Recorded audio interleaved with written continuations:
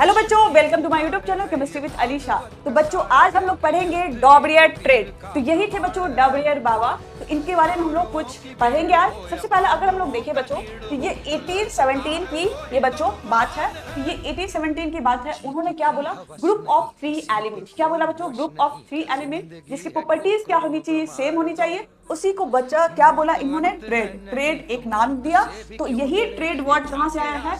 यहां से आया है। जो ग्रुप ऑफ 3 एलिमेंट क्या होना चाहिए? सेम प्रॉपर्टी की होगा, उसे हम लोग क्या बोलेंगे बच्चों? ट्रेड। उसके बाद इन्होंने बोला atomic weight of the middle element is nearly equal to the average atomic weight of the first and third element. बात आपको समझ आई नहीं आई तो मैं एक चुटकी बात आपको समझ में आई हो या नहीं आई हो, बट मैं चुटकियों में वाला जो एलिमेंट होगा वो नियरली इक्वल होगा average atomic weight first and third के। तो चलिए चेक करके देखते हैं। तो सबसे पहला अगर हम लोग ब्रोमीन को मान ले रहे हैं कि x लिखते हैं तो ये क्या हो जाएगा आपका 35.5 और प्लस क्या हो जाएगा 127 और डिवाइडेड बाई ये क्या हो जाएगा बच्चों 2। यानी कि एवरेज को हम लोग क्या करते हैं, किसी डिवाइड करते हैं 2 से तो वो एवरेज होता है। तो इसका वैल्यू अगर हम लोग देखें तो 81.2 आएगा। तो लगभग बच्चों इसके बराबर है। तो ये बात तो बिल्कुल सही हुई। चलिए अगर एक और करके चेक कर लेते हैं कहीं, ठीक है।